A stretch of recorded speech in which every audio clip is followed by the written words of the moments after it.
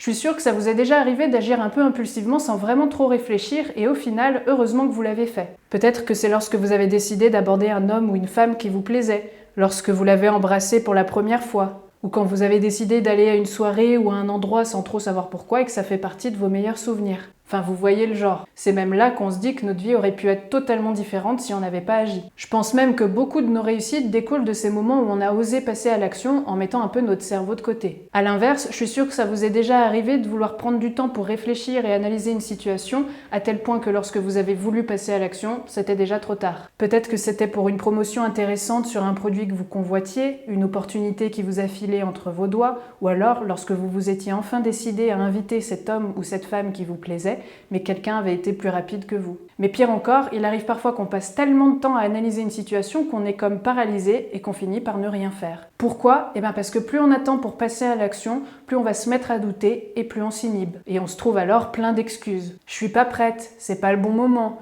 j'ai pas le temps, je suis trop jeune, je suis trop vieille, c'est pas de ma faute, j'ai pas assez de connaissances, j'ai pas assez d'argent, j'ai pas de chance, etc.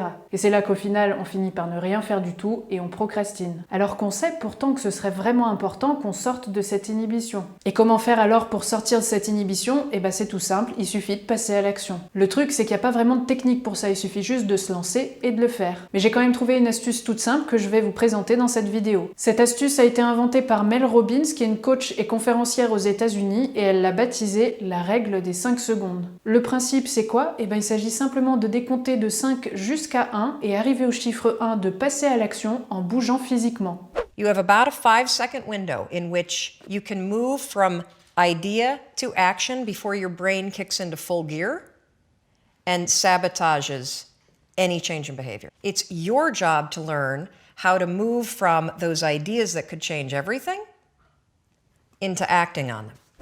Elle a découvert cette technique alors qu'elle traversait une période vraiment compliquée dans sa vie, elle avait des problèmes d'argent, elle avait des problèmes dans son travail et dans son mariage. Donc tous les matins, elle se réveillait avec une boule au ventre, d'ailleurs elle avait même pas vraiment envie de se lever pour affronter la journée, donc elle repoussait son réveil le plus possible. Elle était tellement submergée par toutes les choses qu'il fallait qu'elle fasse dans sa journée qu'au final elle faisait presque rien. Et tous les soirs, elle se recouchait pleine d'espoir en se disant que le lendemain ce serait différent et qu'elle aurait la motivation pour faire les choses. Et sans grande surprise, le lendemain au réveil, la motivation s'était comme envolée. Et naturellement, plus le temps passait et plus son mal-être empirait. Et puis un soir, alors qu'elle était sur le point d'éteindre la télé pour aller se coucher, elle a eu une idée qui a changé sa vie. And I was about to turn off the TV, and there on the TV, there was this rocket launching, and I thought, oh my gosh, that is it!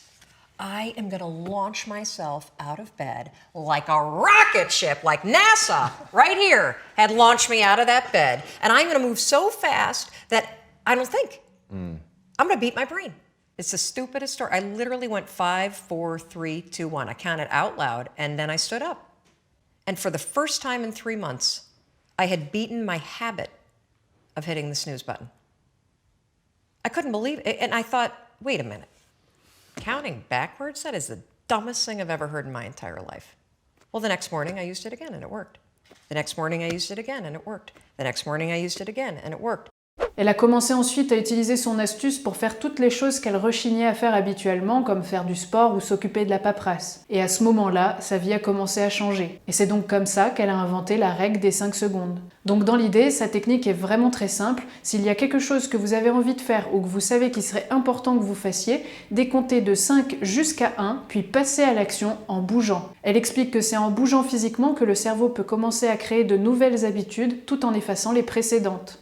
When you count backwards, 5, 4, 3, 2, 1, what you're actually doing is you're interrupting what researchers call habit loops that get encoded as closed loop patterns in your basal ganglia. That's the part of the brain where your feelings, where your emotions, every habit that you have, which is nothing more than behavior that you repeat that you don't even think about. So when you go 5, 4, 3, 2, 1, it interrupts what's going on here that's spinning without you thinking, and it moves and awakens your prefrontal cortex.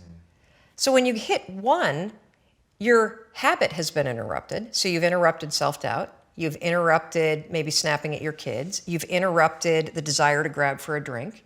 You've interrupted procrastination.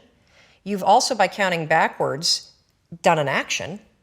It's awakened your prefrontal cortex. That is the part of the brain that you need that's awake when you're changing behavior, when you're learning new things. When you hit 1, it's also a prompt.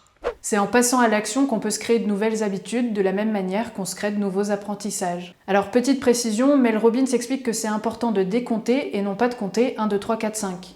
It doesn't work if you count up, because you can keep going. And also counting up doesn't require focus. If you count backwards, 5, 4, 3, 2, 1, it, again, awakens the prefrontal cortex and it prompts you to move. De manière générale, on sait tous ce qu'il faudrait qu'on fasse pour que notre vie soit plus épanouissante. Ça peut être des choses aussi simples que de se lever un peu plus tôt le matin, lever la main en classe, oser dire ce qu'on pense, régler des factures, se saisir d'une opportunité, se mettre au sport, avouer une erreur, prendre un rendez-vous chez le médecin, aborder une personne ou aller au bout de ses projets. Mais ce sont ces petites choses qui peuvent changer notre vie. Alors maintenant, si vous vous surprenez à hésiter alors qu'il y a quelque chose de vraiment important que vous savez qu'il faudrait que vous fassiez, vous saurez quoi faire, décomptez de 5 jusqu'à 1, puis passez à l'action et faites ce qui est important pour vous. Et surtout, n'attendez pas d'être motivé pour agir parce que la motivation est rarement là quand on en a besoin. C'est pour ça que cette technique est d'autant plus recommandée pour faire les choses que vous n'avez vraiment pas envie de faire. And what's changed my life is waking up and realizing that motivation's garbage. I'm never going to feel like doing the things that are tough or difficult or uncertain or scary or new. So I need to stop waiting until I feel like it. And number 2, I am one decision away from a totally different marriage, a totally different life, a totally different job, a totally different income, a totally different relationship with my kids. Your life comes down to your decisions. And if you change your decisions, you will change everything. Alors c'est vraiment une astuce toute bête mais que j'aime bien moi mettre en pratique, donc je peux que vous conseiller de la tester. Et n'hésitez pas à me dire dans les commentaires comment ça s'est passé pour vous lorsque vous le ferez. Et sinon, j'espère que cette vidéo vous a plu. Si c'est le cas, n'hésitez pas à mettre un petit pouce bleu, à la partager autour de vous et à vous abonner à la chaîne si c'est pas déjà fait pour ne pas louper les prochaines vidéos. Et je vous dis à très vite.